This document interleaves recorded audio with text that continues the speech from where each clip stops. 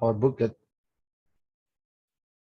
Okay, I write it in our chat box. There is 4 questions.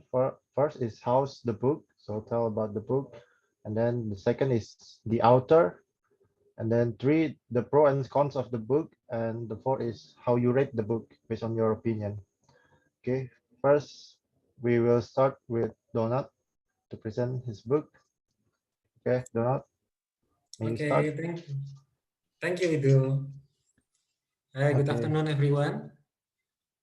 So I would like to present my book, the book that Afternoon. I read, and the title is Killing the Rising Sun. It's a history book because lately I'm into history. If you have been in this meeting before, maybe you heard that the previous books that I share, some of them are also history books. And this book is about the end of World War II, the Pacific War. So it's about Japan. How is the book? I really enjoy the book because yeah, it's insightful for me. For the author, I have no comment about the author because yeah, there is no explanation about the author, only the book. And I'd like to share some of the lessons that I learned from the book. So first, it's about the atrocities of war because we live in peace. I myself have never gone through a war myself. So sometimes I take peace for granted, but actually it's something that we have to be grateful for because the atrocities in war is just scary. Like for example, in one part, the beginning of the book, it's submarines are going to attack the island, and they were very tense because they knew that many of them would die at that time. So some of them vomit, couldn't sleep, that kind of thing. And then they came to the beach, and yes, the machine gun came, and they saw. So the book is quite graphic in explaining how what happened.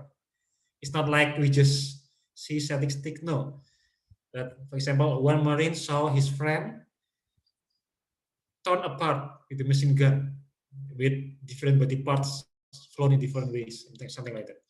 So very graphic, and wow, that's one. Yeah, and also the story of one ship. It got shot with torpedo and drowned, and then the crew had to be on a life raft for floating for a few days. If we just hear it, it seems normal, nothing special, but actually they had nothing to drink. And in short, some of them even resort to cannibalism. So yeah, it's very scary. And then another lesson that I learned is that the importance of logistics. One person said, I don't remember who the person who said this, that amateur thinks about tactics, but professionals thinks about logistics. So as I read the story at the end of the war, actually the main thing that made Japan lost at the time was logistic. In terms of manpower, they still had many, hundreds of thousands or thousands, even millions. And also in terms of determination, I think I don't have time to talk about determination. But just one example, the battle in Peleliu, just a small island, it was expected to last 4 days, and end up 12 weeks. So you can imagine, 12 weeks means like 84 days instead of 4. That shows just how hard it was. But the main thing was logistic because they no longer had vessels to transport coals. So one is energy, the other one is raw materials like iron and so on. And next, the importance of preparation. So, for example, when the crew of the airplane, they dropped the atomic bomb when they were about to depart, they had prepared for everything. For example, they rescue ships and submarines because they were prepared in case they could not land again. They had to land on the sea. They already prepared some ships and submarines, so prepared for every contingencies. And one interesting thing for me is that in Japan, there is also very scary explanation or description about the atomic bombs. The boom was the blasting at 10 times the speed of sound, and because of that, it was silent. If we watch a movie, we hear the blast, right? But actually, because it's so powerful, people there, the testimony, the eyewitness, they say that we just see a white flash and hear nothing. White flash because it's so fast, 10 times the speed of sound. And then people just, yeah, vaporize. Very scary. And those who are a bit farther away, they melt. I think I will not give the very graphic description. Some people, because they want to escape the fire, they jump to the river in the hope that the river, it's water, right, can help them to be safe. But what happened is that the river itself is boiled, so they got boiled in the river. So yeah, very scary. But the interesting thing is that there are 165 double survivors, meaning 165 people in Hiroshima survived the bomb. They moved, and 3 days after that, they were in Nagasaki, got bombed again for the second time, and survived again. So the Japanese people call them double survivors, 165 people. All right, so those are my impressions and some of the lessons I learned. And next question.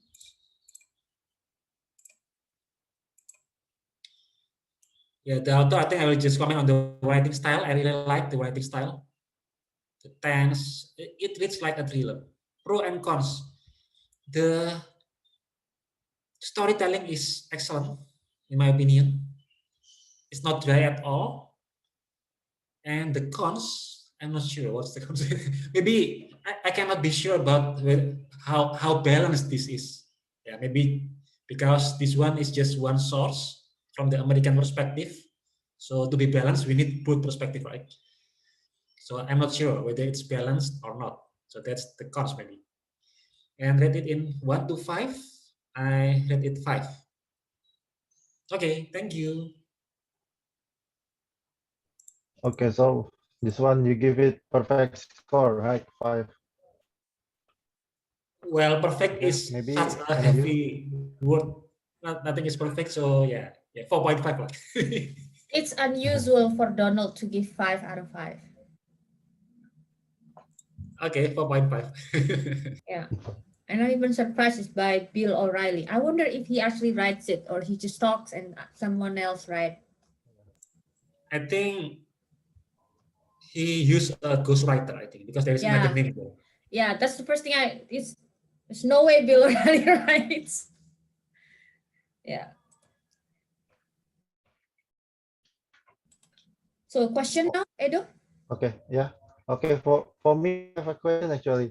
So this author writes something elaborately with many facts. I wonder about his actual expertise on this topic. That because you say that there is not much about the author, so maybe there is some insight. Actually, he did a lot of research because this book came quite recent. So he did a lot of research and also from both sides actually, but I'm not sure how objective as I mentioned before.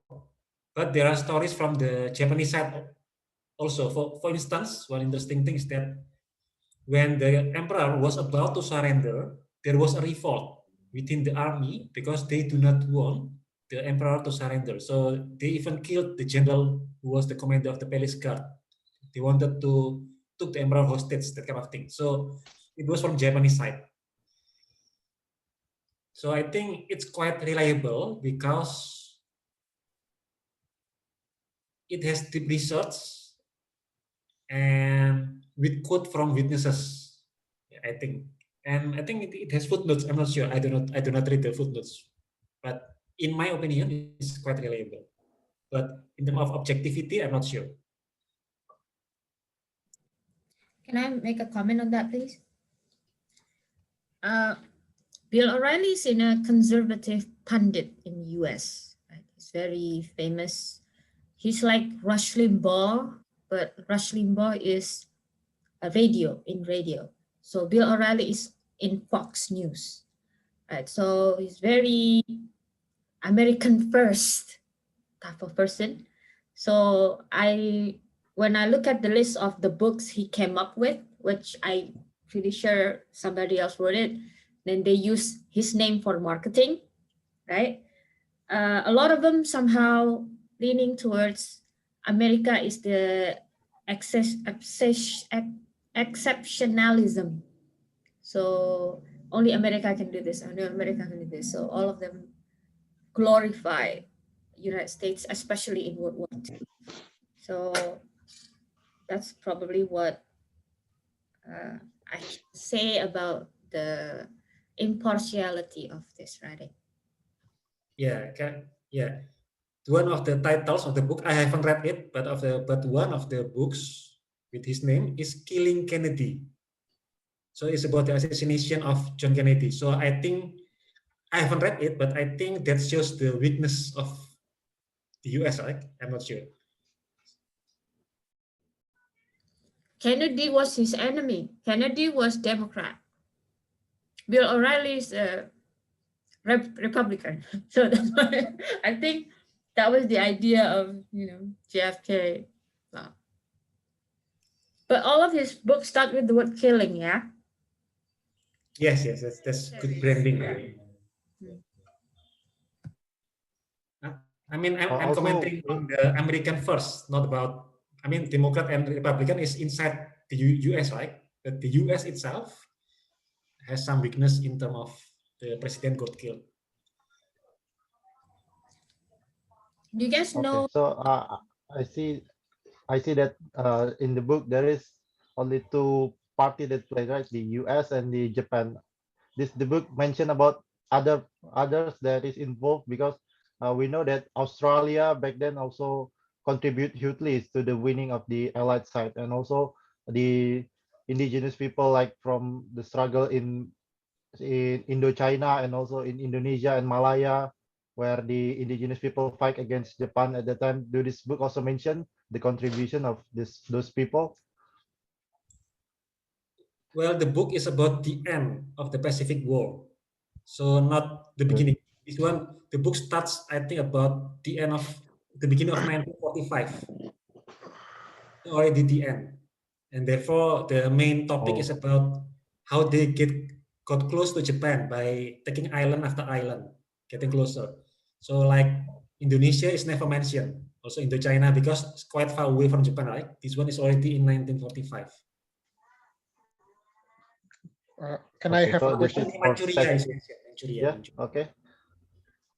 Okay, sorry, I don't turn on my video. So the book is talking about the end of the World War II, right? And in your opinion, is it better to send is it better to send two nuclear missile to Nagasaki and Hiroshima, or is it better to just prolong the war? Which one is better in your opinion? Because I know that Japanese are extremely stubborn to stop the war.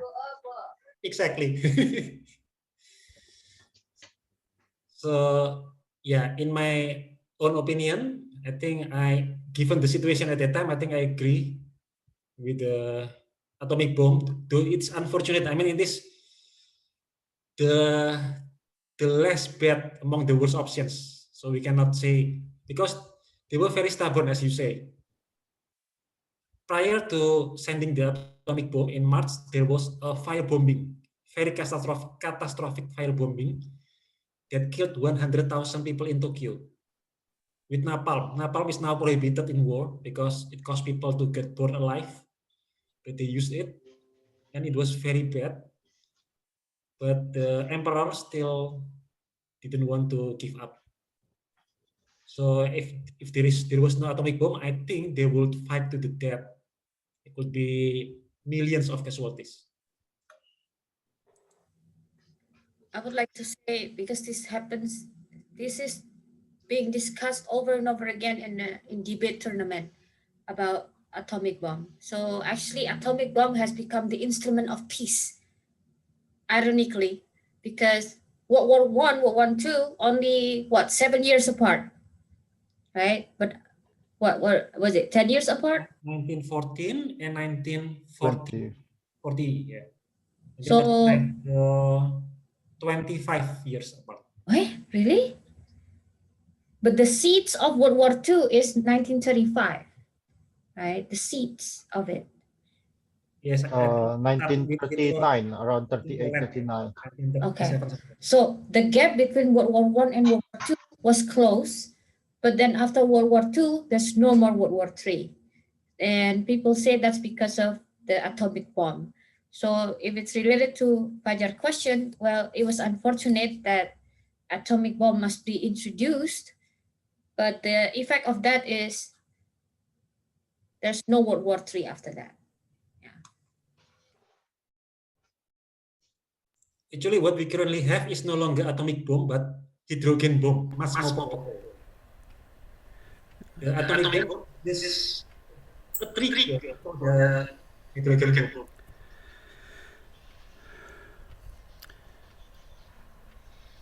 I mean, World War III is maybe what we're going through at the moment with cyber war.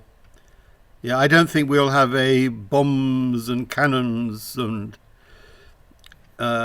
fighting war. Maybe this will be e-war.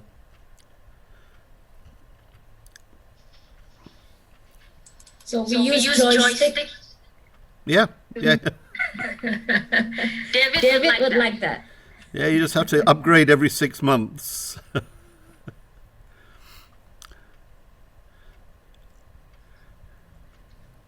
Okay, everybody, I think we are May I we go are ahead? going to continue to our next person.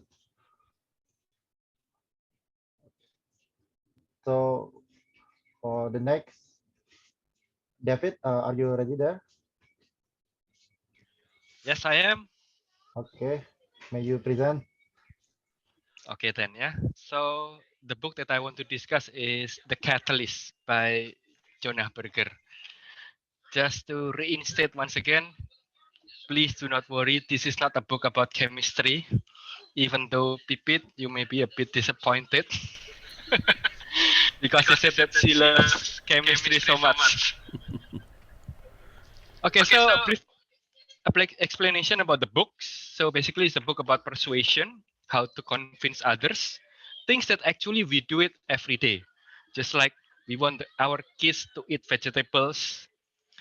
As a sales, we want the customers to switch to our product, and you want to convince your boss to raise your salary. But the fact is, change is hard. There is an inertia, and most common approach is that when someone reject our suggestion, then we push harder. We give them more facts, we give them more reason, we also use force. But what happened? Usually people start to run. So in Catalyst, the author said, okay, your focus is should be to reduce the inertia. You have to remove the roadblocks, you have to remove the barriers that make people say no. And in this book, he introduced 5 aspects as a catalyst. So those 5 aspects is reactance, endowment, distance, uncertainty, and corroborating evidence. And today I will just discuss maybe just 3 aspects of them because the time won't fit for me to explain all of those 5. So just to give you a brief explanation about that. The first is reactance. Reactance is when we push people, usually they push back. Sometimes even a warning can become a recommendation. For example, for those of you who might have a daughter, let's say you prohibit her, hey, don't date that boys. And somehow it seems like she becomes inclined to, okay, I want to date this boy. So what usually as a warning become like a recommendation. Same things like when you ask people, please don't smoke. It seems for them it's like, oh, now I begin want to know what is smoke looks like, so that he prohibit me. So because why? People have need for freedom and autonomy. People want to feel that their life and action is within their personal control. Then how to remove the reactance, the tendency for people to push back. So the first technique that the author said is to provide a menu. People don't like to be pushed. People don't like to be told. So simple techniques that you can use is you give them a menu. A menu is, let's say an analogy. You go to a restaurant, then you will be provided a menu. A menu is actually a set of choice. It is not that you can choose everything. For example, you go to Italian restaurant.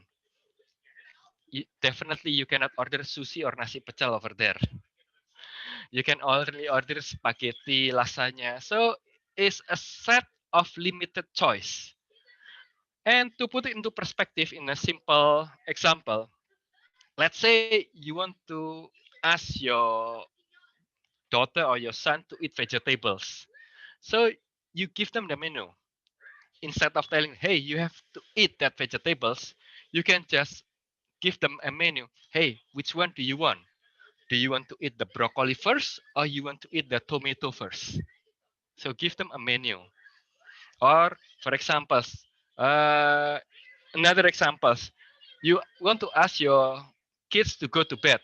You can just give them a menu. So you want to brush your teeth first, or you want to take a bath first. After that, you go to sleep.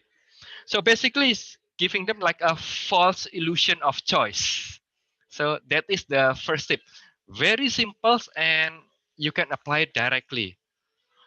Second tip that he give is ask, don't tell. So instead of tell people what to do, you can guide them with several sets of choices. So those are several examples about the reactance. Because of the time constraint, then I think I will jump into the third one, the distance. Because this is one is quite interesting, and this is the first one I heard about this concept. What is the meaning of distance? People actually they do have what is called as zone of acceptance and zone of rejection. So zone of acceptance is some issues that, well, they still can accept, and zone of rejection is some topics or issues definitely they will reject. For example, in election, so let's say the current election in our country, there are two presidential candidates. Yeah, Mr. Jokowi and the other one is Mr. Prabowo, as you may know. Yeah, these two people are in the opposite direction. So actually, if you spend your campaign budget for direct marketing, it means he said that it actually has zero effect. If you want to convince, let's say, the extremists of one candidate to move into another one, because why? Your message falls into what we call as the zone of rejection. So no matter how convincing you are, say the truth, you won't be able to move them. So instead of you try to persuade these people to switch side, then this is the first step. You need to find what we call this the movable middle. So instead of focusing on those hardcore fans, you have to focus your fun into the people that what we call as a swing voter. They are the one who say, oh, should I choose this? Should I choose that? In that way, you can maximize your budget. So I guess those are some tips that I can share, yeah, with you. So that is the first one. How is the book? And second point is the author. The author is Jonah Berger, is a professor. He specialized in persuasion and also communication. Before this book, he also wrote another book that is called Contagious. Basically, it's also about persuasion, mass persuasion. The pro and the cons about the book. The pro is some of the tips that he shares is very simple and you can apply it right away. You can apply it in your daily life, and the same things you also can apply it in, let's say, more strategic marketing. It works and it's simple. You don't need complicated calculation to apply all of those things. And also, after the end of each chapter, he gave a study case, full study case about how to implement the topics or the tips that he already shared. And some of that study case is actually a very difficult things. For example, how to convince people who disagree with LGBT, who strongly oppose, into at least consider it. So it's a heavy heavy things to persuade people. So those are some of the study case. So that is the pro. And also another pro is some of the topic he shared. I read a lot of book about persuasion. Some of the tip that he shared for me is something new. So lots of things that I can learn. The cons, maybe the study case that he chose is the one that definitely matches the tip that he shares. I'm not sure that, let's say, this tip can work in any situation. You have to pick. Okay, so let's say I face this case. What tips or what strategy is best suitable? It is not one for all tips. You have to pick one. And then last one, rate it in 1 until 5. Same with Donald, I will rate this as 4.5 because of its simplicity. Yeah. So I guess that's from me. Yeah. Thank you. Thank you. Back to moderator. Maybe any question? I have a question. Yes, Pipit. Why is there such thing as zone of rejection? Mhm. Why is this, does this even exist? Okay. So in this book, he said that everything has a scale. So let's say let me choose one topic. Let's say about LGBT. Let's say the scale is -10 until +10. If you are in -10, it means you, let's say, strongly disagree. And at +10, it means you are strongly agree. Or maybe you are the one who also do that. Yeah. Okay. So the zone of rejection maybe is, let's say, a topic. Let's say you are in, you can put it into scale, right, Pipit? For example, in this case, if you put it into scale, you are -10 or +10 or 0 or somewhere something in between, Pipit. I'm usually in the middle.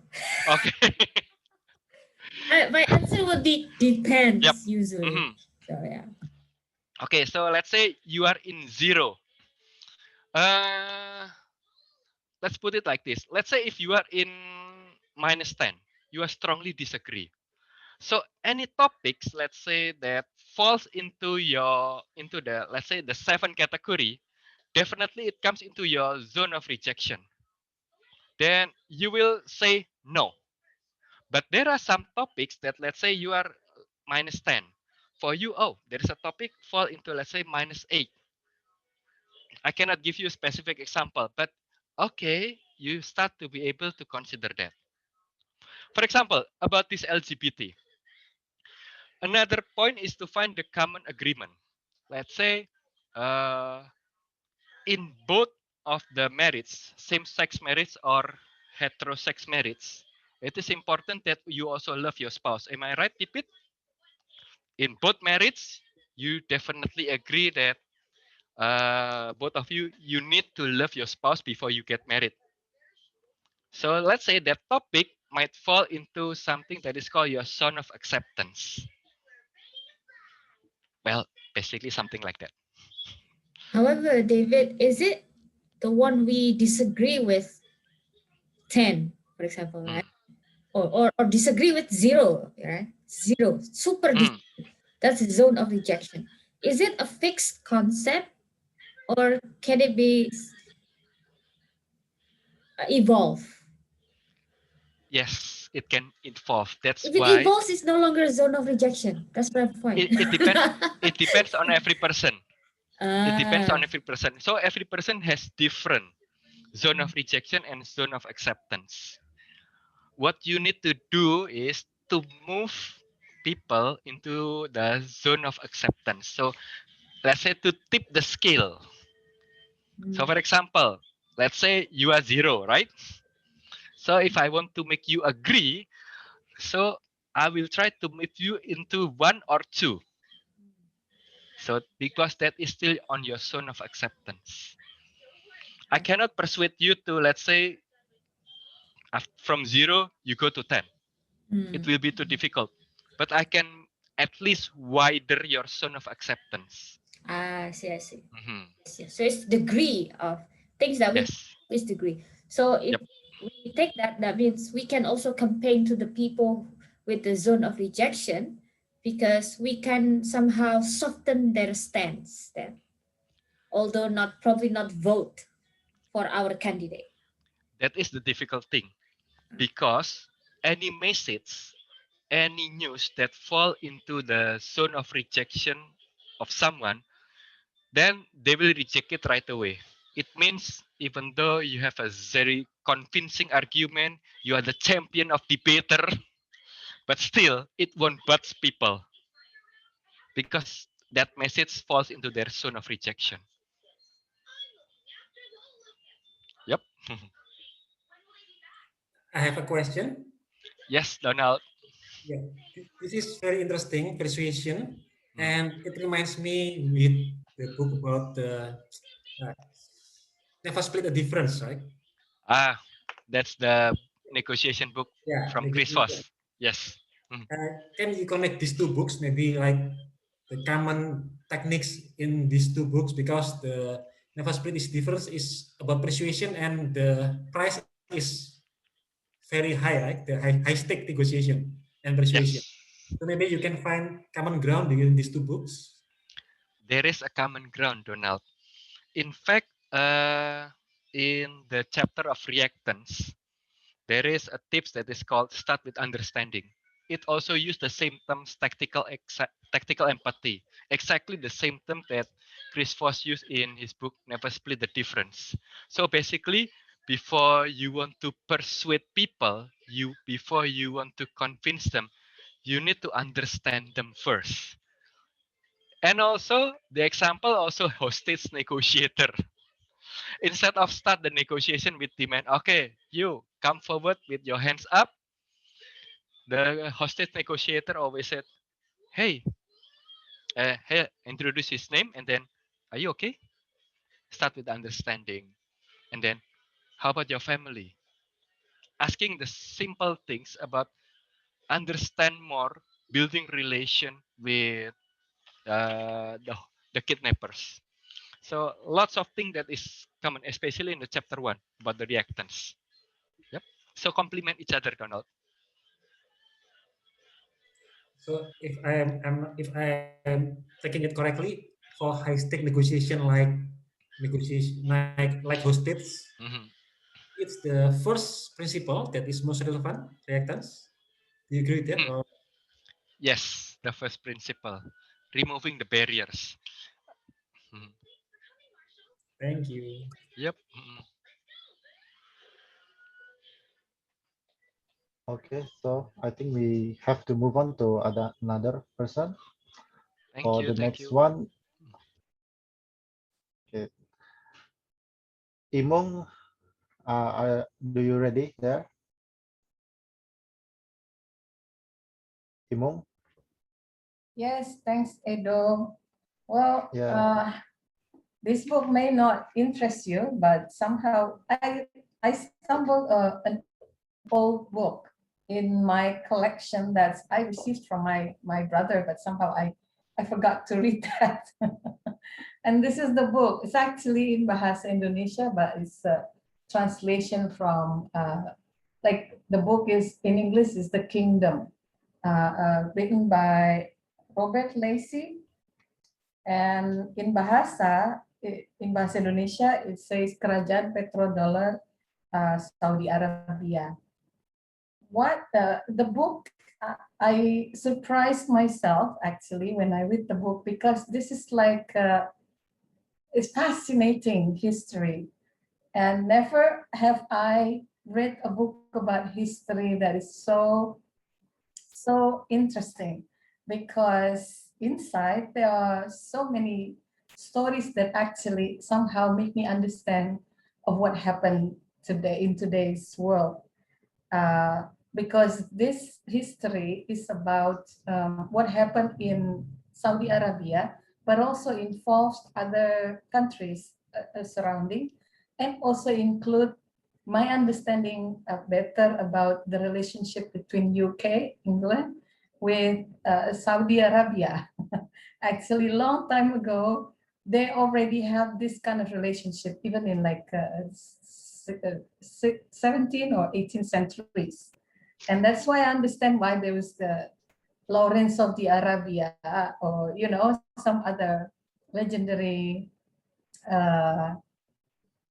people from England who came to Saudi. And even now I understand why Prince Charles know how to speak Arabic very well. I think it's just been part of the logical things to do since long time ago. Now, the book is really, really interesting to me because this guy, the writer, is a historian and a biographer. So he knows how to put together so many informations in a way that makes the reader can digest that in a fun way, but somehow also learn all the facts, even though some of the facts are sort of mixed with stories from, you know, maybe it's legend or not really the truth. But here are a few things that I think may interest you as well. I'm not sure. For example, many people don't know about camel, right? And if you're a Muslim, you will know that some people believe that drinking camel's urine will heal, right? But the things that people don't understand is that the Bedouin who drink that is because of the situation at the time. Water was not enough, and their stomach was also already know how to deal with these things, but not for all of us. Yeah. And the second thing is that imagine this, if Jews at the time, or if UK at the time choose a piece of land in Arabia as a place for Jews instead of Palestine now, or one piece of land in Africa, there were three for the concessions by England. And then they choose Palestine instead. Imagine if the Jews is actually placed in Saudi Arabia, in this piece of land that is rich with this gold, with this black gold oil. Maybe history is not like now, we don't know, but that's kind of interesting to me. The other thing is, I learned that many people in Saudi, when they have kids, they send the kids for a few years to the life of Sahara. So they live with Bedouin people, and those are their teachers. So there are one Bedouin who teach the kids how to hunt, how to survive, how to, you know, do battle or something like that. So they have many teachers that come from that kampung in Sahara. Yeah. So I'm not sure. Maybe today in nowadays environment, we can send our kids to villages to learn from you know, farmers or other wisdoms from. You mean from KKN, this. Kak Ibu? Not KKN, but KKN. from the KKN send them mereka to sudah villages. dewasa. But these kids should learn this when they were still a little kids. Yeah? And that's what happened in Saudi. Well, Saudi itself is coming from Saudi family name. And there's one more thing. Imagine if at that time, instead of Saudi family, this Hashimiyah family. So there are two clan, Hashimiyah and Saudiya. Hashimiyah stand in Hijaz and Saudiya stands in Najd. Imagine if the Hashimiyah, the Hashimiyah kingdom is the one that is actually taking the whole Saudi Arabia right now. There won't be a Mecca and Medina and the journey like now, I don't think, because they are very decadent in a way. They are very, how do we say this? Dictatorship in comparison to Saudi King Abdul Aziz and all his predecessors. So even though people now think that they are Wahhabiyah is the more extreme one. Actually, from this book, I learned that it's not the case. Imagine if the other way around happened. I don't know what happened to the Muslim world nowadays. But anyway, it's a great book, and I think it's like 1001 tales you can find from this book.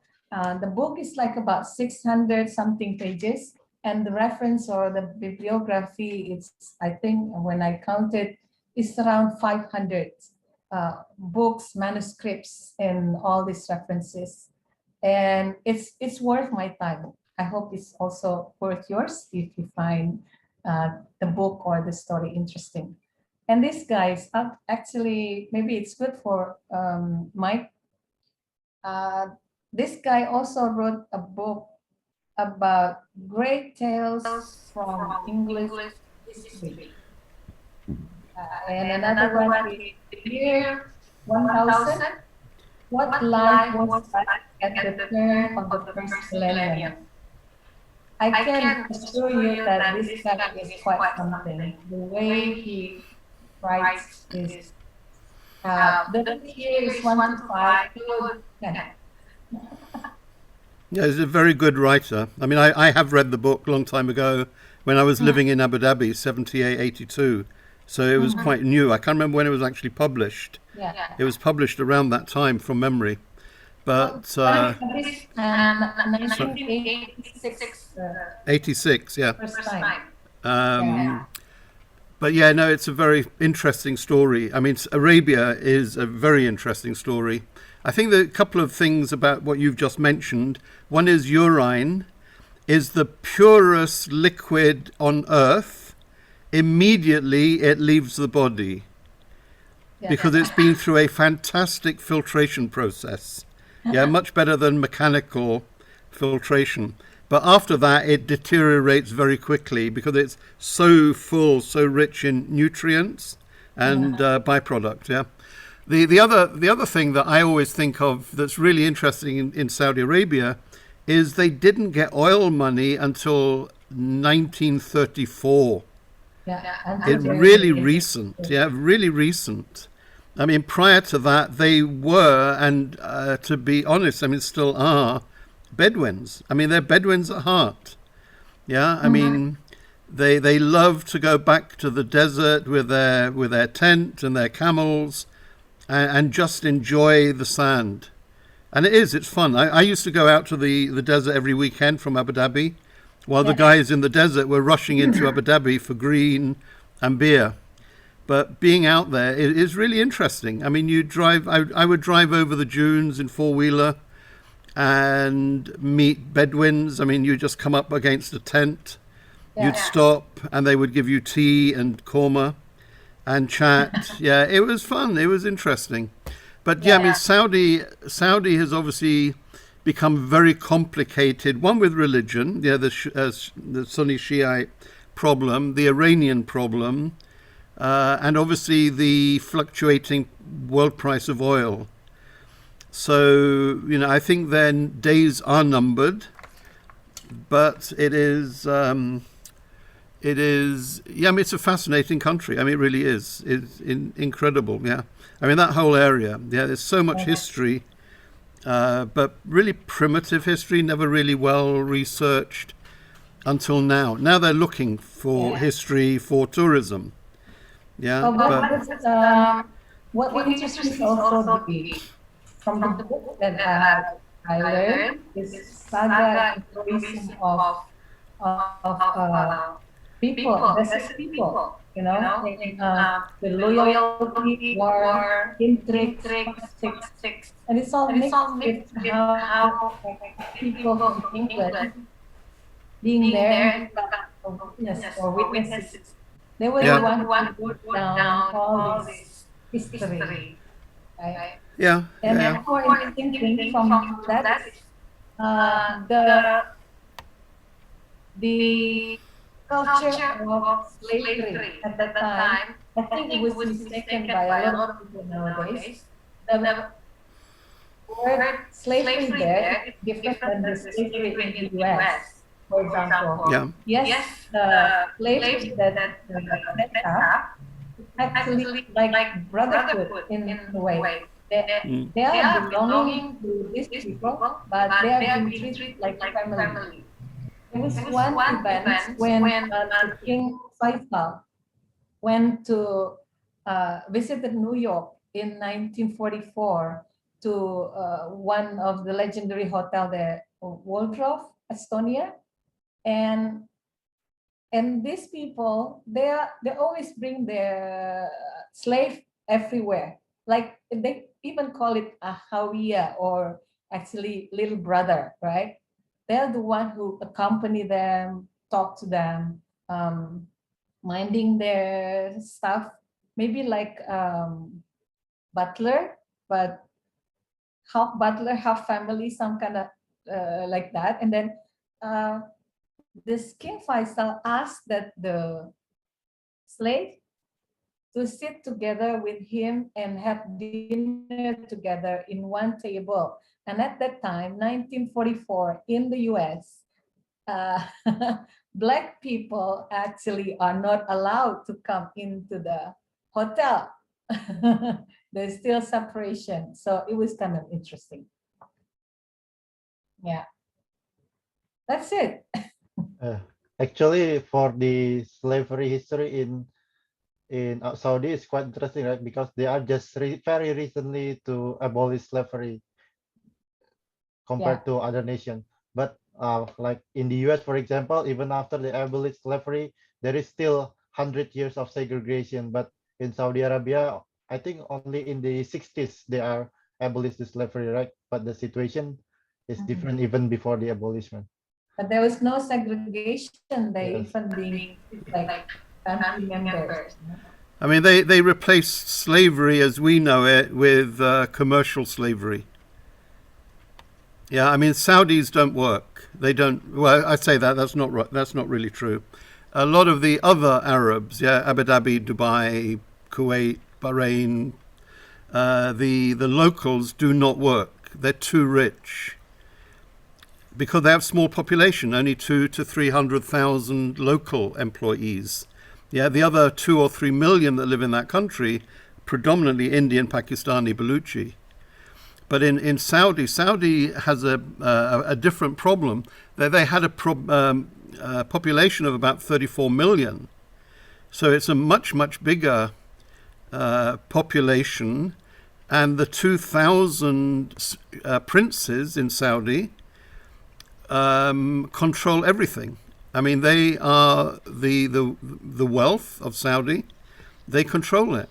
And the other Saudis are really poor. I mean, I was really surprised at how poor the Saudis were. I actually got involved in getting a Saudi truck driver, out of jail in Abu Dhabi when he had an accident, or he broke down, didn't put any lights or anything warning that he'd broken down in the dark, and one of our cars went into the back of the truck. So by Abu Dhabi law, traffic accident, both of you go to jail until the problem gets sorted out. And our driver was brain damaged. So he was in hospital for weeks before we medevaced him to the UK. But after about 1 or 2 weeks, where we knew that this guy wasn't going to recover quickly, I got the Saudi out of jail. Otherwise, he would have stayed there. And I then ended up in court arguing with a judge over a truckload of onions. Because I to get my driver, who was a American, out of country, I took the responsibility of the driver of the accident. Yeah. And when I got to court, the judge said, you got to pay this guy, this Saudi, $4,000 for the loss of his onions. And I said, you are joking. Onions do not go bad in 2 or 3 days. Because he was only in jail for about 3 days. But he said, oh, no, all of his onions perished. He had to dump them in the sea. So I asked, give me a receipt. Show me that, you bought these onions. And it came out a little piece of paper like cigarette packet. Yeah, with, I bought these onions for $4,000. Give me the money. But anyway, we ended up after a long, long argument. I was getting, my government relation guy was getting worried that I would be in jail. But we ended up paying $2,000. Yeah, just to get out of the problem. But yeah, I mean, it's a very different environment in Saudi. Yeah, and I mean, personally, I think Saudi is going to explode. Yeah, I think it's so unjust. Yeah, that it's not sustainable. So yeah, they got rid of slavery, but they have their own slaves in other ways. Yeah, so most of the manual work in Saudi is to this day done by Indians, Pakistanis, Baluchistanis. Yeah, so the Saudis are segregated, in what jobs they will do. Yeah, but I mean, it's fun. It's very interesting culture. Different, and I think with MBS, I mean, the last, 4 or 5 years. Yeah, I mean, he came in. I don't know how old he is. He's in his 40s, I think. Even though he's not the king, he's king's son. His dad is 80 something and probably getting senile. So MBS was given carte blanche. And he's totally revolutionized Saudi. I mean, in Saudi in my days, 78, 82, it was very strict, extremely strict. Now you can walk down the road holding your girlfriend's hand. Women can drive for the last 2 years. Yeah, you can actually take your girlfriend, not your wife, your girlfriend, for a weekend in a hotel and survive. Yeah, 78, 82, you would have been beheaded. Yeah, you would have been stoned to death in the market square. However, he was also accused to be the one. Khashoggi. Yeah, well, he did. I mean, not accused. I mean, he did. He arranged it. Yeah, I mean, it's very, very visible. But this is, again, absolute power corrupts absolutely. And that's the problem. I mean, the royal family, the 2000, I mean, these are all blood brothers, yeah, the princes control Saudi. Yeah, and you've got factions, different families within that community fighting each other for power. Yeah. But MBS is the leading tribe, yeah. Well, from different perspective, the Bedouin there are actually clans or, tribes. And in 1916s, no, 1916, I mean, in 16th centuries, in 17th centuries, they are all separated like tribes, and they're all fighting each other. So somehow I think, the Saudi put them all together and make the whole kingdom or the area or the country, whatever you call it, is like as one. Otherwise, I think it'll be hundreds of more years of fighting to each other, and especially now. Because now, like Indonesia. Like Indonesia. Not yet, not that bad. No, I mean the Trucial states, yeah, was what is now Abu Dhabi country, yeah. I mean, Abu Dhabi is a sheikhdom, and Dubai is another sheikhdom, and then you had Sharjah, Corfu Khan, Fujairah, Yeah, so you had seven tribes, seven cities, who were fighting each other into the 60s, 1960s. Yeah, I mean, from Dubai, they would come down with 100 horses with their long, 2-meter rifles. They would come into Abu Dhabi, shoot everything in sight, turn around quickly and get out before the Abu Dhabians woke up. And then next day, the Abu Dhabians would disappear off to Dubai and do the same thing. So that was, again, very recent. And then Britain... also played role there. Well, yeah, but I mean, it was a British protectorate. So we were there like the policemen, and we were the ones that put the seven together as the Emirates, United Arab Emirates. Yeah, and so that was, I can't remember now, late 60s, I think the Emirates were combined.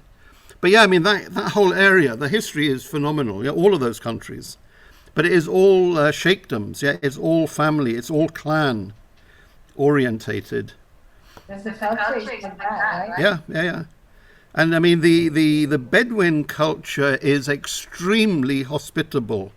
They are very friendly, very friendly, as long as you're friendly. If they don't like you, they will cut your throat. I think it is in their culture. I think we need to talk about the next book. Oh, Okay, Whistle, whistle. Thank you. Yeah, that was really interesting discussion. Okay, I thank you, Imong, and thank you guys. I think we go on to our next books. For the next book, I will let Michael Ariel. Are you ready there? Okay, let's go. Okay, thank you, Edo. Good evening, guys, everyone. So my book today is like asking the right question. Is actually a textbook from university. It's normally in the last semester, but I think it's nowadays it's very important during the master degree study. I miss this class, so I think I need this because currently it's even more important in the field of hoax and abundance informations. So can I share the screen? Okay, can you share the screen?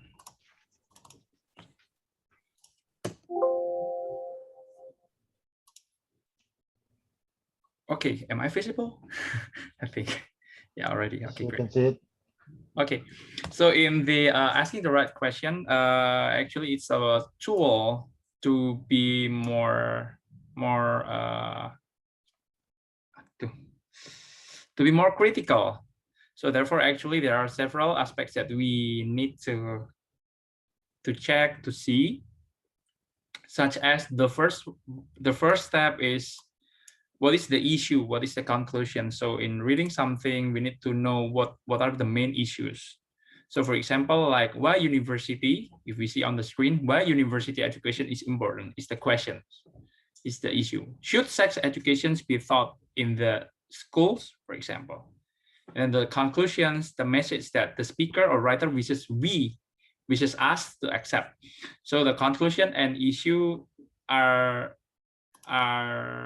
important for us to know in accepting new informations. So we need to assess that thing. And then what are the reasons? Like in some sentences and some statements, there are reasons behind those statements. These reasons is important for us to assess the consequence of the statement.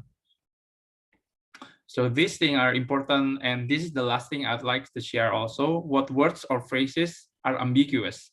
So this is actually connected with the book recently released. The title is Surrounded by Psychopaths.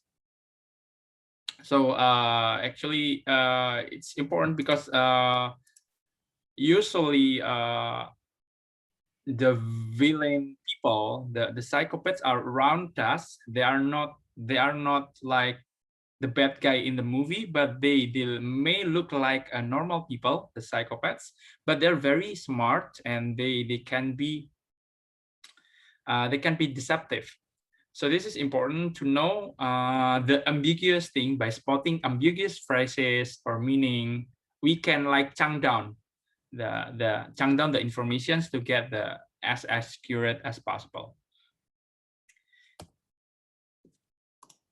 Actually, there are 11 steps, like 11 key points that's that the book explains about the critical thinking. So such as assumptions, such as fallacies in the reasoning, like how we take the conclusions, how good is the evidence. Talking about the evidence, we also have the story, a guy creating hoax around the internet. So he started by putting in the fake news, in the unpopular blogs, and then the unpopular blogs were quoted. It's the book by, I forgot. It's the book somewhere, but in the end, the hoax were published in the big news. It started by creating hoax in the small, and then it's quoted, and a little big. So this is point 7 is important also on stating how good is the evidence. Like, are the rival causes, the statistics deceptive? These things are important. And back to this book, I think this is important for us nowadays because I might miss this. So this book is very happy. The prose is this book is actually a textbook. It's quite expensive and not easily available on the textbook except from Binus bookstore. But apart from a university, I also feel difficult to find this book. The prose is it's very comprehensive. It has the detailed examples and case studies. But this is the eighth edition, which is already a decade old. The newest was released 3 years ago. It's already on the 12th edition. So the real case, the cases example is outdated, but I think it's classic, so it's fine anyway. And the cons, I cannot absorb this book in one day. So that's why, like, yeah, I need more time to digest one by one. It's so much because it's basically textbook for one semester, right? So much. Yeah. And I'm not finished reading this book yet. I think it's gonna be a longer project. Currently, I just screening all the contents, reading the beginning, reading the key point that I'm interested in most, and then read the conclusion. But I'm going to reread this book again in details because there are lots of practical things and case studies. The writer of this book is PhD. Oh, R PhD, and the other one, I'm not sure who. The first is PhD, Neil Brown, and yeah, I can share the link later. And I'm gonna read this book. I'm not yet finished, but it's definitely above 4. Because when I did screen this book, there are lots of golden nuggets. That's normally in the popular book, there are only few that we can take away. And what differs textbook and popular books are, this one is more compact. I think they have lots of key takeaway compared to this one, for example. But of course, this one is more applicable and it has longer story compared to this one. So it's pros and cons, it depends. Usually I prefer reading popular book because it's more relevant and updated, but having textbooks, one out of several popular book, it's helpful. Yeah, it's heavy. Need to like digest one by one. Thank you. That's for me. Okay, thank you, Michael. Okay, do you guys have some question regarding the Michael book? This is quite interesting because we are not normally discussing about textbook. Yeah. It's really interesting, almost like a popular book. right? Yeah, yeah, Michael, yeah. do you think the book is interesting to fight hoaxes? Should it be tech in Indonesia, you think? Yeah, I think all the master educations like from this is from university, like they force this as the latest, I mean in the last semester before the thesis, I think. I But meant to say everyone must be taught, like maybe in high school. I agree, but has to be in the easier way, because it's important, because I see one people that's very smart, look very smart. Actually, I mean I have this person looks very smart in the job, in the everything, but when I notice the technique he or she uses was the only the critical thinking. But believe it or not, the this person is looks very smart, like he or she can jump into the any conversation talking with the CEO until with like the whole level without any hindrance. Even it's new for him or her that he or she doesn't know the topic, but he or she can mingle very well, and he can even ask the critical question that the expert cannot answer. I mean, wow, okay, this is so my conclusion is by mastering the art of questions, you can master, you can jump into all the field. Yep. Maybe there's an opportunity for you there. The Sorry, art of Michael. difficult questions for dummies. Oh yeah. Read the book, Yeah. simplify it, Yes. and then we can get the benefit of it. Yeah. But we both agree. Whenever we need to buy the book, we just hide it. We don't want to look stupid, right? Michael, if there is one tip that you have already found from the book that you can share here, what would that be? Okay. Oh, good questions to get the golden nugget is actually I experienced this from my working of experience from my boss, and it's aligned with this book is actually know what's the motive behind someone. I mean, why that person is doing that. I mean, what kind of thing he want us to police, and what's the consequences, what's the impact, and what's the real goal behind the one in the surface only. I mean, merely on the surface, but we'd like to know the bigger motive. I mean, by knowing the motive, like we can get the thorough information. We get the mapping. It's also similar with the in negotiation technique that we should assess the competitors, what's their minimum negotiation baseline and something. By knowing that, we know like where are we in the map, like in the war strategy, we know. But of course, it's like poker. We might not get 100% information available. So yeah. I have a question for Michael. Yes, Donald. Because the title of the book is Asking the Right Question. Could Yes. you give us an example of a wrong question and the right question, so that we can compare?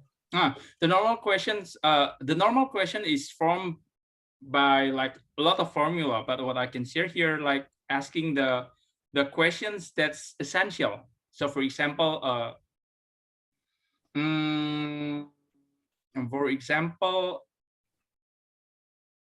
give me the context. Okay, for example, in this book in this book club, I'm not yet finished, but in this book club, the critical question will be we don't have problems here, so I don't know which which question. Because we are in a book club. If someone presents a book, what is the kind of wrong question and right question according to that book? When Right questions is normally the questions from Mbak Pipit. That's the right questions one. The questions that Mbak Pipit asks normally is the right questions. I mean, she asked just in the thing that's need to be asked. And compared to like, oh, okay, for example, from the catalyst, for example, I will ask, oh, okay, so how to persuade people non-essential, that kind of question, or oh, okay, so if we does that, we suddenly believe that it's true. But according to David, that all the technique are not applicable for every situation. So we have to select it, right? That kind of question are the outcome from David asking some question so that David knows that all the tips not applicable everywhere. Because if David didn't ask whether this is right or wrong, David must conclude that, okay, all these tips applicable for every situation, that kind of thing. But honestly, until this time, I still learning how to create the questions rightly, like Mbak Pipit. So that's why I like Mbak Pipit. Whenever she has a question, okay, must be. That means I don't need to read the book. Yeah, because your debate, I mean, yeah. But Pipit transfer those. But Pipit, can you share though? I mean, your formula, because you didn't read the book, but I like the. Oh, no. I don't think that's true, Michael. I mean, I don't always ask the right questions, in my opinion. But in Indonesia, the problem is you don't even ask questions. We are not taught to challenge someone's opinion. Like we just accept, not processing the information. So I think the first one to let them know that you can ask questions, and after that, select the questions. Okay, but Bibit, I think all of us here already know how to ask questions, so we need like the next process. We need the next step. From you, how? Like if something is inconsistent, I think, like for example, like the zone of rejection, like David said earlier, in my is it a fixed concept or not? Right? It's not a fixed concept. So it can shift or geser, right? If it can geser, then it's no longer zone of rejection. So that means we can still try to persuade this person, not give up. You know, it's just like, I don't know, it's just for me, kalau dipikir-pikir kan gini, gitu, in my opinion. Itu aja sih. Yeah. Okay, guys. Okay. Bahasa, that's why I speak bahasa just now. Okay, great discussion. Okay, thank you for Michael. That's a really good book and good presentation. Great presentation. Okay, we'll go next. Who will present? Fajar, are you there? Fajar, are you there? Hello, I'm here. Okay, Fajar, do you have a book to present now? By the way, I'm sorry, my eye still hurts very bad, so I close one eye. But anyway, it doesn't matter for the content of the book.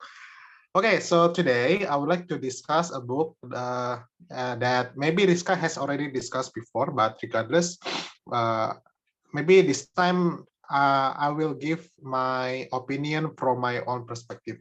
The title of this book is The Inhabitable Earth by that guy. So basically, it is about global warming and what will happen within maybe 50 or 30 or even 100 years after 2021. Right? You can, oh yeah, can now. Yeah, you can see my video now. Okay, so the book itself is quite heavy and there are so many informations in the book, but I think I will just point out 3 points that probably most relevant for us.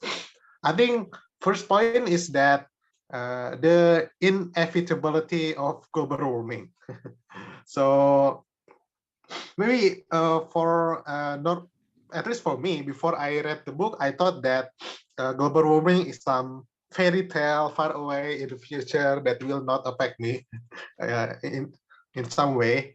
But after I read this book, I realized that the consequence of the global warming is really real, and at some point we cannot reject that. For example, the scientists said that in 2100 or about 80 years from now, the global warming will reach 4.5, and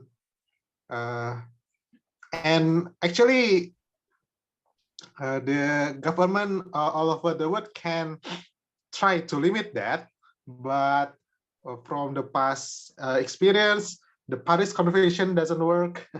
The several global warming convention doesn't work. I mean, and at this point, most likely we will reach 4.5 warming.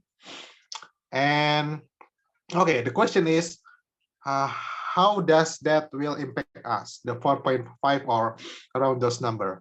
First, at least in the case of Indonesia, yeah, I will focus on Indonesia. The Jakarta will become the next Atlantis. And it is predicted in 2050, maybe because of the rise of the sea and also the penurunan tanah. The Jakarta will most likely be drawn by sea in 2050. And can you imagine what will happen with those 10 million people who live there? Where will they go?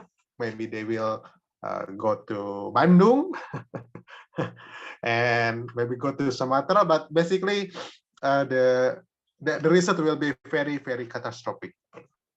And also in Indonesia, there is a common habit that we often send smokes to our neighbors, like Malaysia.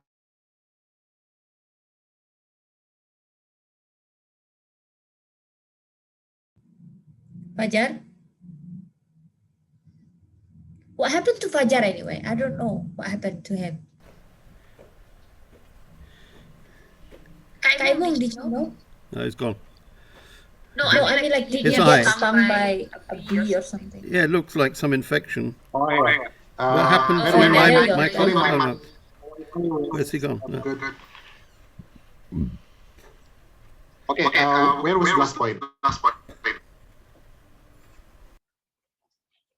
Maybe I will just mention the, sending some Indonesian often send the smokes to Malaysia and Singapore and to our neighbors, right? Because of the, what's that? The forest burning, right?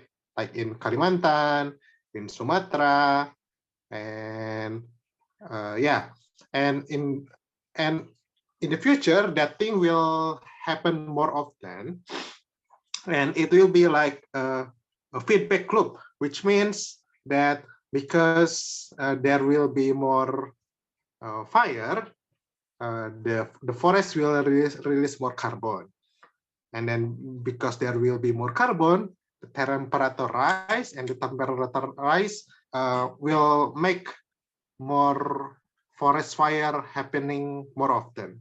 So it's like a feedback loop. I don't know, maybe in the future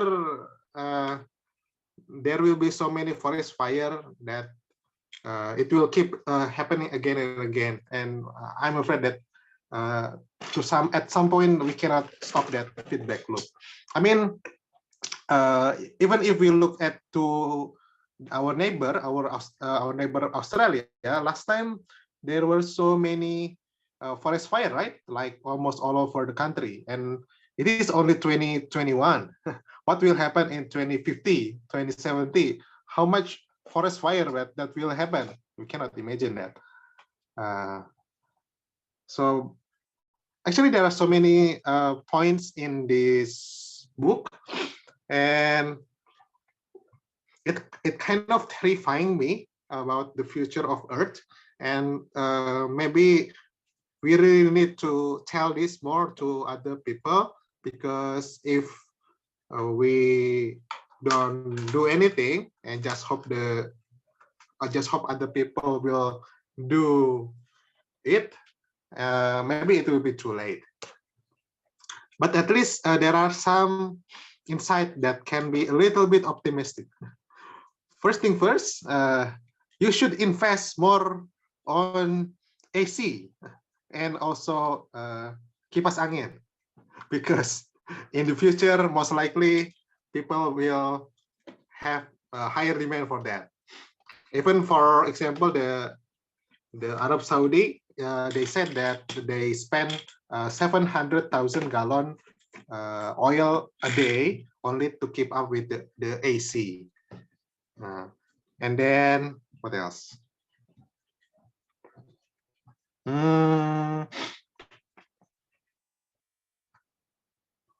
Okay, at least there are in Indonesia, maybe it's not the most damaged one. There are some other countries that will be turned into oblivion, like Bangladesh, because they will be drowned, and some small islands, Egypt, and some other countries. Oh yeah, I also remember that within a few decades, maybe doing Haji may not be possible because the heat will be too hot for people, and yeah, it is kind of inevitable. Actually, there are so many points because online of Hajj. yeah, online Hajj. Is it even possible? doing Hajj using VR, if it's that possible. There are so many points, but yeah. But I think overall, that's my idea about the book. The author is I think American journalist, basically a journalist about environmental. The pros and cons. The pros is that the information is very dense, and I believe that the author researched very well. But the downside is that maybe the author is a little bit fear mongering in the book. Maybe a little bit pessimistic, but at least he have the data to back up his argument. If I can give score, maybe I will give 4.4 or 4.25. Okay. Okay, that's all from me. Any question? I have a question, Fajar. Kak Imum, can I say that we need to appreciate Fajar joining us in spite of being sick. So I applaud you, Fajar. Yeah. Can I ask a question now? Yeah. Sure. Sure, continue. You mentioned earlier that one suggestion that you made was for us to invest in AC or kipas angin. Maybe that's half joking and half serious. Paradoxical in a way. Yeah, and so many people, many of us come up with suggestions that is paradoxical like that, and somehow it's convenient for us now, but it's actually is destroying the future of environment in a way. So is there anything that you take from this book about how to actually preserving the environment, but also at the same time keeping us in a convenient way? Okay. I think that from after I read this book is mostly talk about how the Earth will be within a few decades, not really about the solution. Maybe the solution is that we have to share this information more so that the government hopefully will do more actions instead of just apa itu janji manis, false promise. Currently, based on the Paris Convention 2016, yeah, so many countries promised that they will reduce the carbon emissions, but it was just lip service. None of them actually do the thing. So at least one thing that we can do is to increase our awareness about the global warming and share it with other people, or maybe at least we can do something that we can do, like try to limit the use of electricity, or try not to spend so much plastics, etc. Something that is within our reach, our personal reach. I have a question for Fajar. Yes, please. So I just read a page here about ice age. So I'm taking yeah. a pessimistic view this time. It says the ice ages began 2.4 million years ago and lasted until 11,500 years ago. During this time, the Earth's climate repeatedly changed between very cold periods, during which glaciers covered large parts of the world, and very warm periods during which many of the glaciers melted. So my impression from reading this is that the Earth itself, without human intervention, has this natural cycle of being cold and warm. So my question is climate change really caused by human? I mean, isn't it because of Earth's own natural cycle? Because that's what happened in the last few million years. I mean, is it like exaggerated the human part in this? Maybe it's just the natural cycle of the Earth itself. Yeah. Okay, so really good question. So the cycle of the warming and cold of Earth is real, but from what I know, this global warming is really man-made, because the rate of the increase of the temperature is not this fast. It's impossible to be this fast from the past history.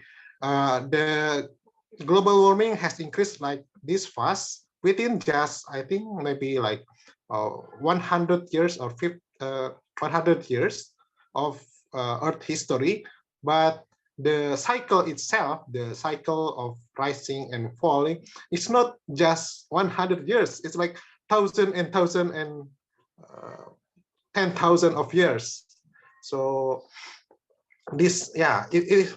So the only reason conclusions that is that the rise of the Earth is because of the global warming, because of the CO2, and the CO2 itself can be detected very easily in the atmosphere, that the number has increased a lot. Okay. Okay, any other question? Okay, I think we can continue now. That's a really good Okay, presentation. thank you. Yeah. Okay, for the next, Mike, do you have something to? Yeah, I hadn't planned, but I put a soft copy of the Malay Archipelago in the WhatsApp group. It's a book that has been in print permanently since 1868. You can buy it in Bahasa at Gramedia. It's about 80,000 rupiah.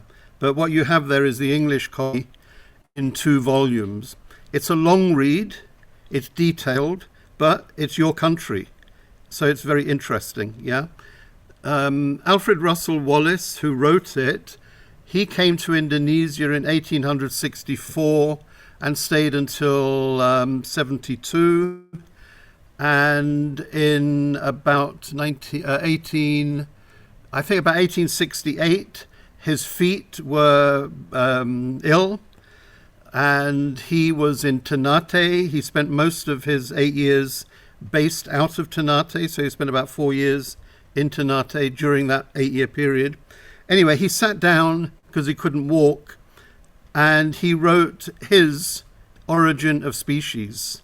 So all of the information he was getting, collecting specimens, gave him this idea of the evolution from one island to another to another. There were slight changes, in beak shape, beak color, plumage in birds, etc.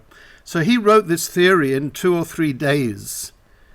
He then sent it to somebody he had met a few times in the Natural History Museum in the UK. by the name of Charles Darwin. And he sent this thinking of his own, his own theory to Darwin. Charles, have a look at this, and give me your opinion. When it arrived in the UK, Darwin saw it and went whiter than he was white already.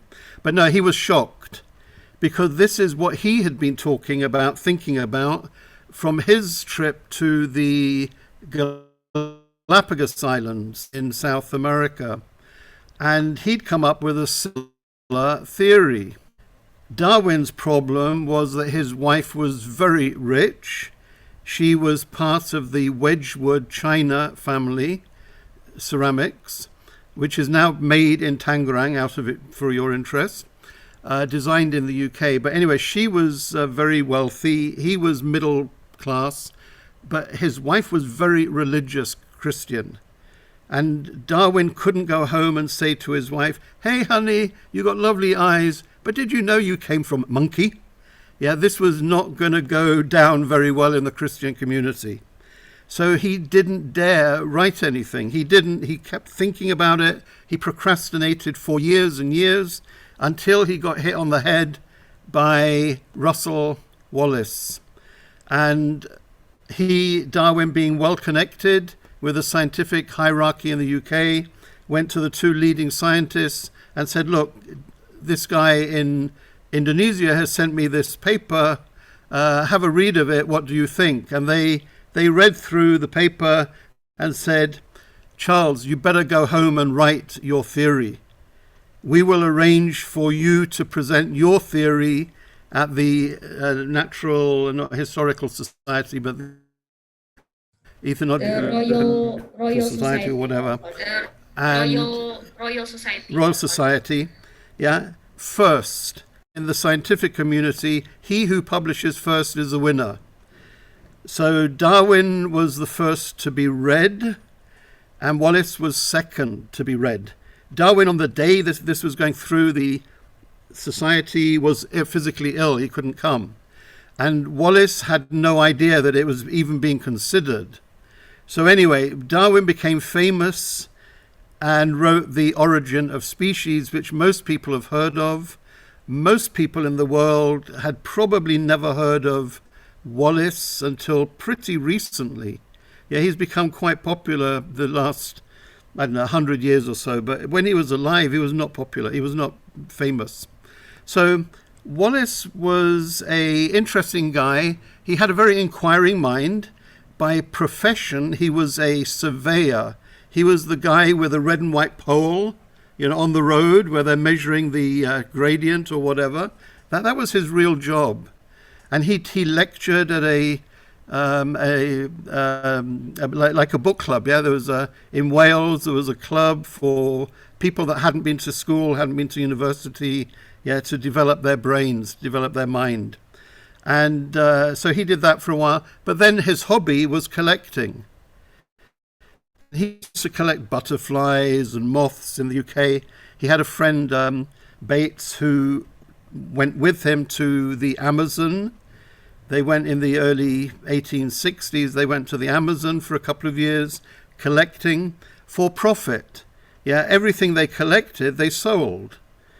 So they were basically, their job, their profession was collecting specimens, sell back in the UK.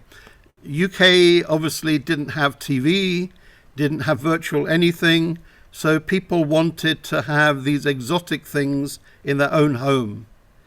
Yeah, they wanted, when people came round for sherry or whatever for dinner, they could show them their cupboard of exhibits. So anyway, they made a business of this. Wallace lost his shipment. It sank when it came back from Amazon, but the agent he had in the UK that was dealing with the sale of it had insured the ship, had insured the shipment. So Wallace got about £200. At that time was quite a lot of money. It financed him for a few years in the UK, and he then applied for a scholarship to come to Asia with the Geographical Society. They gave him a one-way first class ticket on a passenger ship which went London to Singapore. So he spent a couple of years in Singapore gathering specimens, and then he went to the White Raja in Sarawak, did the same there, and then he came to Indonesia. So he spent about 6 years gallivanting around Indonesia with his manservant Ali. And again, his business was collecting and sending back to the UK whenever there was a ship going, and they would send back money, which kept him going for more and more years. But the important thing, I think, the importance of Wallace is, it really put Indonesia on the map with this, the work he was doing, the origin of species theory. In a way, he was cheated out of the fame, but he didn't seem to mind. Even though Darwin wasn't a close friend, it was somebody he'd met 3 or 4 times in the museum, the Natural History Museum in London. But they stayed friends, and Wallace was one of the coffin carriers when Darwin died. So Darwin died, Wallace continued publishing. He did a lecture tour to the US. He took a cabinet with him, like a display cabinet, and he had all of these specimens in that cabinet. And when he came back to the UK, the cabinet stayed in the US. And about, I can't remember, 10, 15 years ago, 20 years maybe now, it was bought by a dentist in America at auction. He had no idea what he had bought. So he bought this cabinet with lots of little drawers and things still in the drawers. He had it delivered to his house and then started going through the drawers, and eventually the penny dropped. And with a bit of research, he found out that this was Wallace's display case when he was doing his lecturing around the US. But again, this is a humble guy, not scientifically, didn't go to university, not scientifically trained, but his passion was collecting. And by doing it rigorously, and he worked like a real beaver. He was very, very industrious while he was here. Never a day was wasted. He just kept collecting, thousands of specimens, and he recorded the data. So that information was obviously very valuable later for research. But again, the book is, it's not a difficult read. I mean, it's just long. There's a lot of it. You can pick chapters that, sections of the archipelago that you're particularly interested in. But again, I would recommend you read it during your lifetime. It doesn't have to be all in one go. But there's a lot of information in there, which is quite, as I say, interesting from a scientific point of view, from a historical point of view in Indonesia. I mean, I'm sure you've probably all heard of Wallacea. You know Wallacea? Wallacea is an area... Yeah, the Wallace line or lines, there are several of them in different locations, where what Wallace discovered was there was a line, say, between Kalimantan and Sulawesi. And on the Kalimantan side, all of the specimens were European Asian. On the Sulawesi side, they were all Australasian.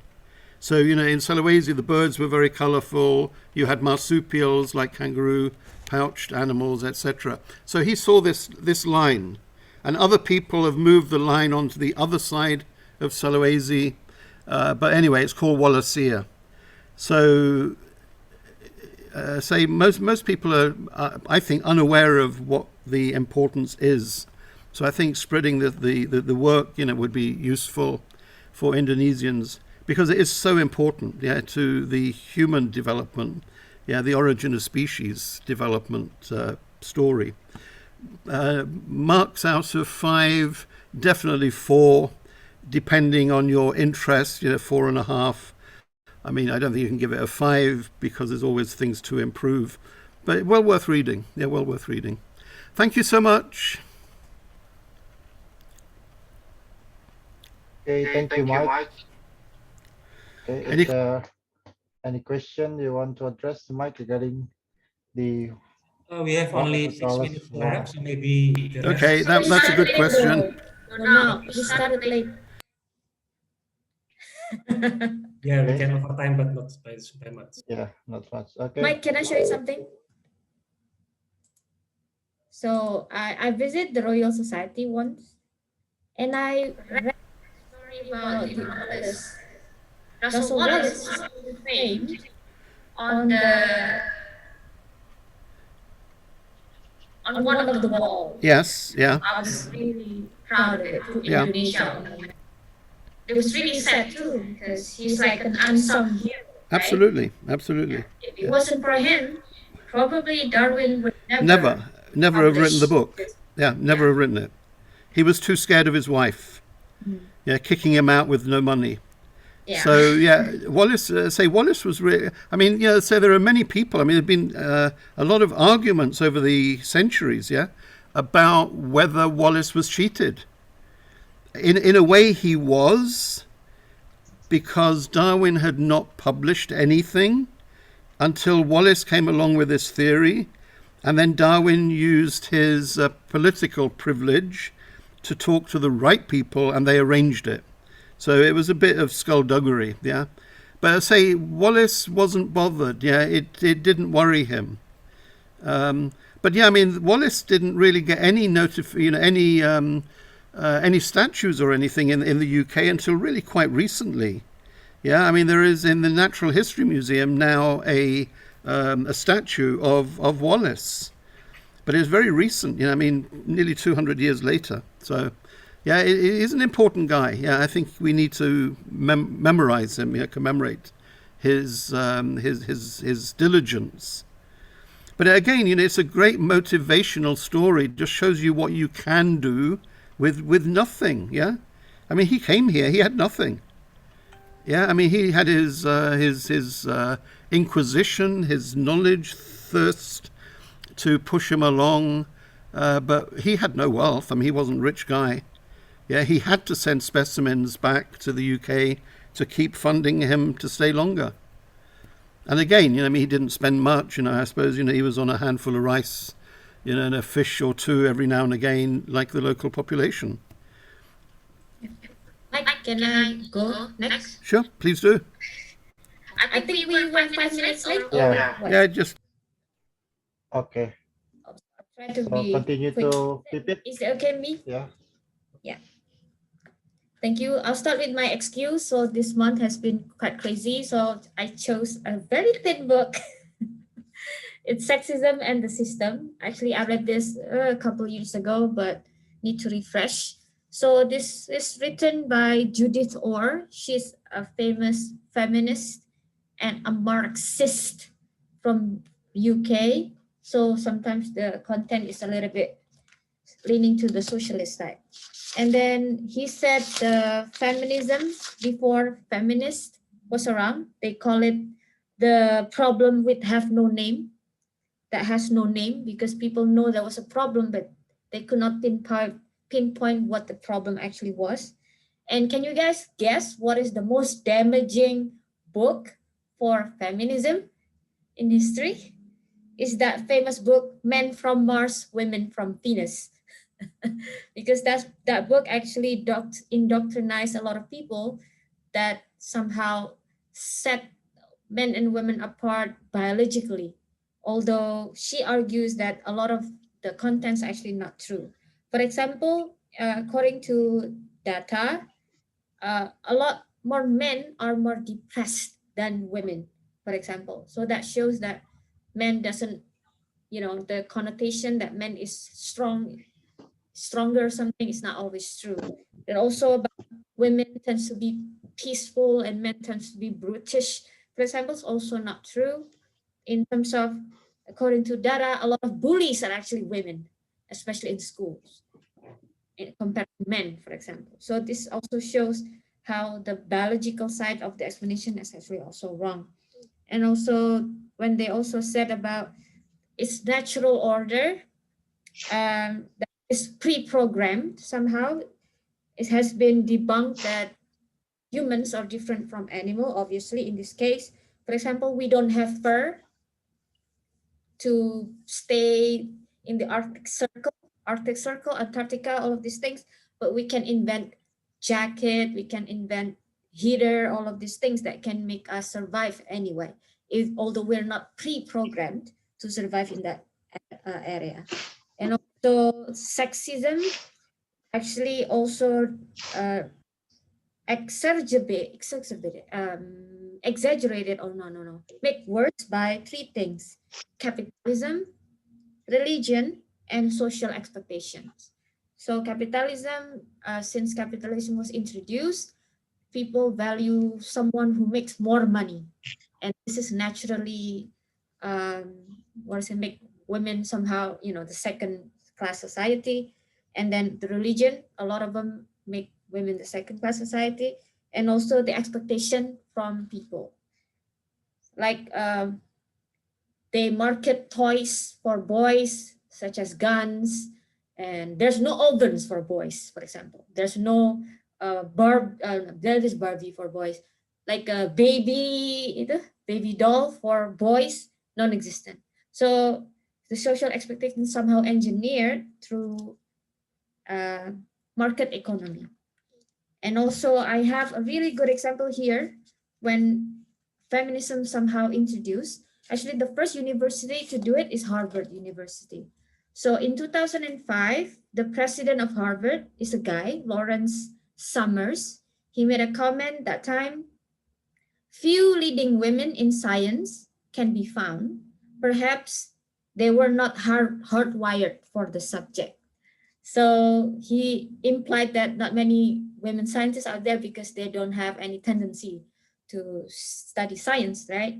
And then he was swiftly removed from his office. And then for the first time after 371 years, after Harvard established, they put the first women president of the university, Drew Gilpin Faust. So this was the first feminist movement in university led by Harvard University.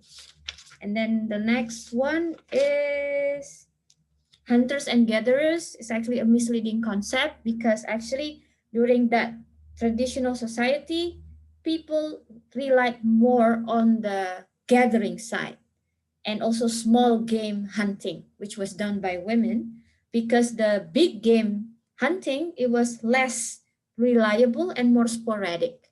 That's why they call it the primitive communism that time. Women and men in the traditional society, hunters and gatherers, they were also equal. So actually the different degree of who is better, who is higher is just recently introduced in history.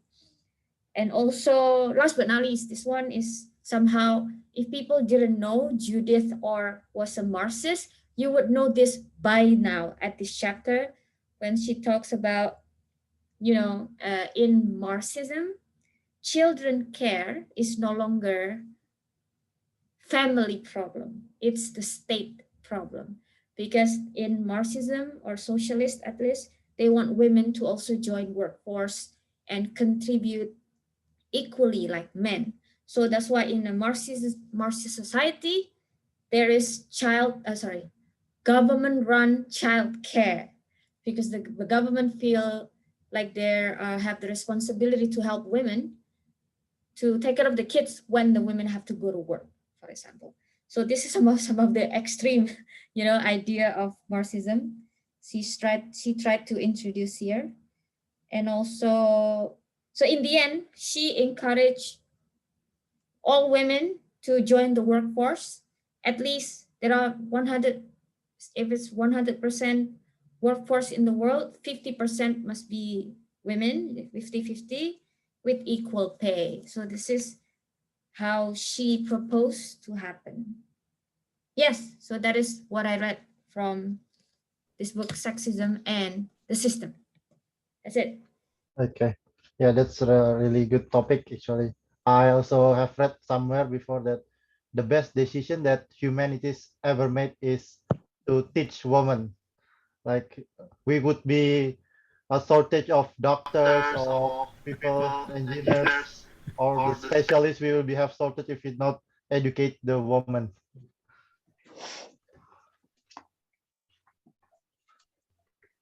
Okay.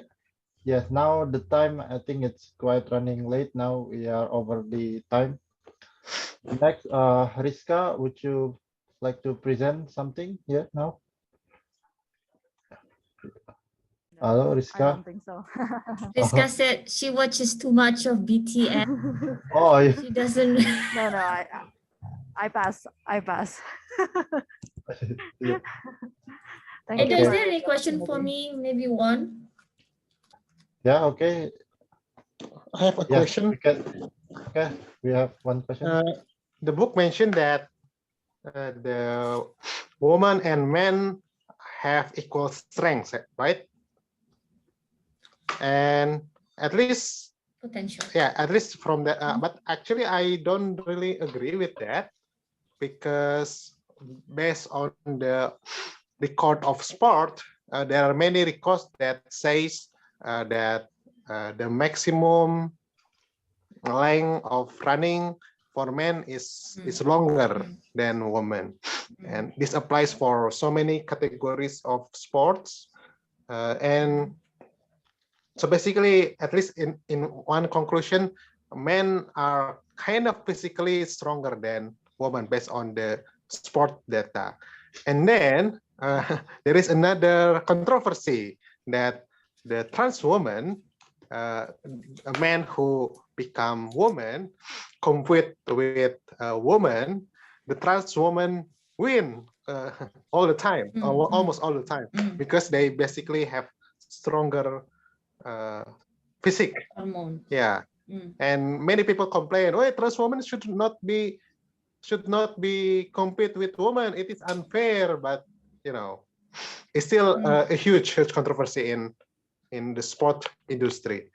So I don't really agree with that that women and men are physically equal, right? Yeah, I think. Oh, it's not physically equal. There's no such thing as physically equal, but the natural side of us or our pre-program is not an excuse for us to be unequal. It's not an excuse for us to be unequal. For example, although we rely on our strength, but human also invented tractors, for example, to work our field. In this case, tractors can be driven by both men and women.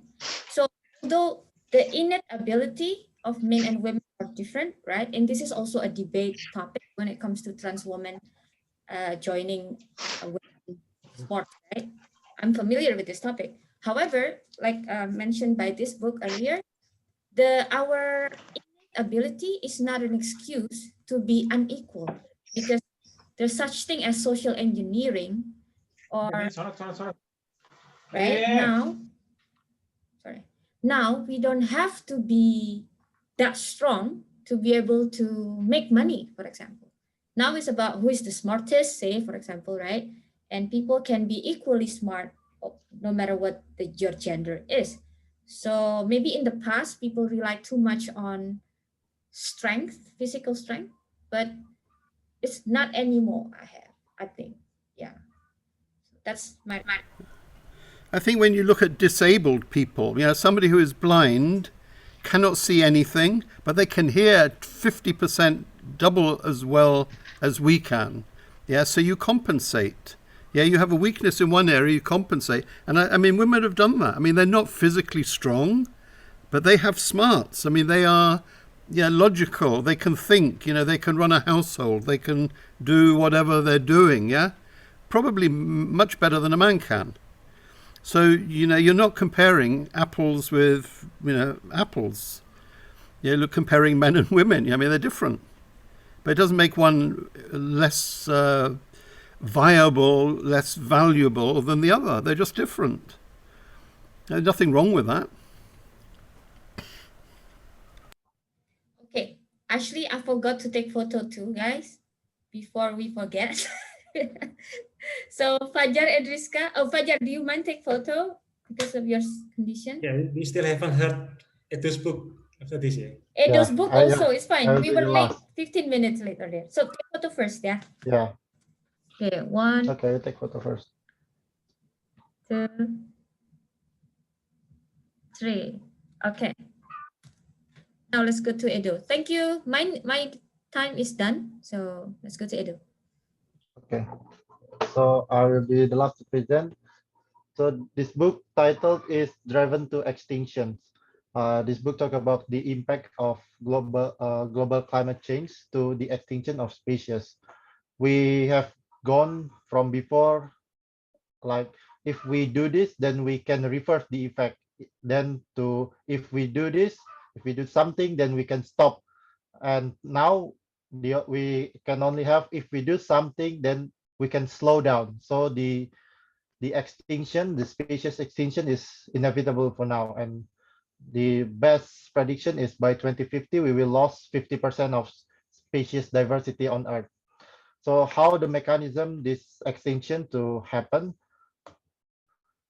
There is some, there is actually because of our our ecosystem on the Earth have been evolved in thousands and millions of years to be dependent to each other. So there is a one very very interesting example is how there is a bird of named pied flycatcher from the Europe. It is a migratory bird, so they move to the North Africa and spend their time during winter, and then back again in the spring to Europe during the spring to hatching their new offspring. The problem is now the timing that this bird use is the time of the sun rays. So it is caused by the movement of the celestial body, how the earth revolves around the sun, which is unchanged for a very long time. This is not changed and it is stable. But what is changed now is the climate of the earth. This bird came to Europe. They eat the caterpillar of winter moth.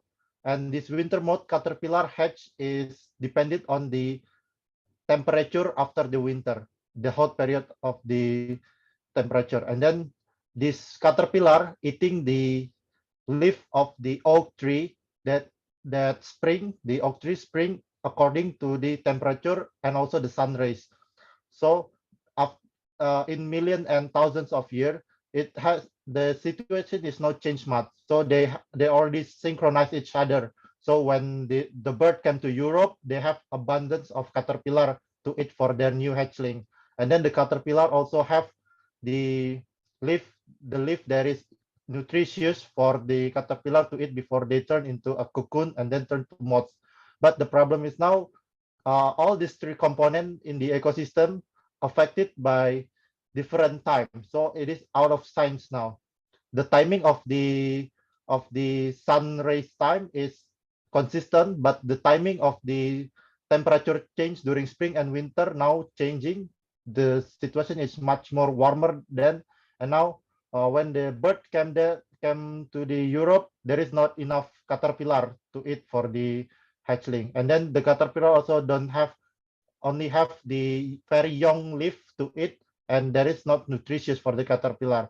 So this is affecting the population of the bird that is now reduced to 90%, 90% reduction of the species of this bird. This is one mechanism. There is also happened in another location, another habitat. There is similarities. And then another mechanism is the movement that is further away from the equator and towards the pole.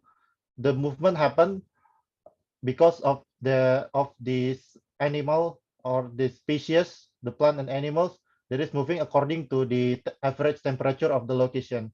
But now we have problem with different speed this animal can cover.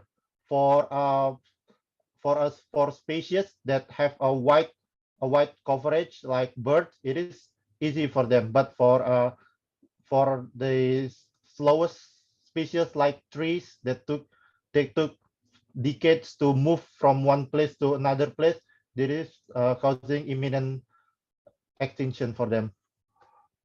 And then the pro of the author of this is Richard Pearson. Richard Pearson is a scientist in the Natural History Museum. So we have a good background regarding this topic. And but I see some consequence this from the con for this book is that the author is trying to position himself in the middle between the pessimist and the optimist. In optimist side, he addressed that nature can actually adapt themselves, then can actually adapt themselves to the change that now happening, the climate change that is happening. So we don't have to much worry. And he also addressed the opinion of people that think we are doing too much for the climate change. We are doing too much. But he also addressed this imminent effect of this climate change. So there is the con. Because in my opinion, it is better for this kind of book to give insight to people to be more aggressive toward slowing down the climate change instead of making themselves being neutral and not doing anything to the climate change. Then for the red, I would like to rate this book 4. It could be 5 if the author could be more consistent with how he stand. So I give it 4 out of 5. Okay, that is what I present about my book that I read. Okay, so I think it's 2:15 p.m. already. Maybe one question, last question, one question we can address.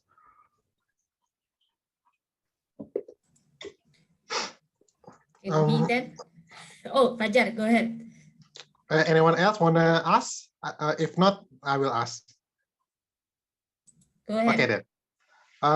In your opinion, is it possible that we will have a World War III that is incited indirectly by global warming? Okay, World War III. For me, the World War III will be a war of resorts, just like the other World War. Why? Because global warming will change very much of the landscape. The Siberian and Russian that is now frozen cold and unsuitable for farming land will become fertile after this climate change because it is much warmer then. And then some place that is like in the Saharan, in the Sub-Sahara, and in most of the rainforest that is now rich will become infertile because of the climate change. So maybe there will someday will be a war of resorts, but not. I think it will not be a full-fledged war, but many conflict will be happen around the competition for resource, especially for the food commodity. Yes, that's my opinion. Okay, thank you. Probably going to be a power struggle between America and China over territorial control, the South China Seas as a trading route, etc., etc. So yeah, it's power struggle, maybe more than climate change. Okay, maybe you can close meeting. Okay, so I think it's for our meeting this month. We will see you guys again in next month. So prepare with your next book to be presented. Okay, thank you for all your participation. We can close our meeting now. Okay, thank you all. Thank you, Edu. Thank you, Always everyone. fun with book brewers. Only you. few of us, but very quality, yeah. Thank you, everyone. See you 10th of July. Bye, everyone.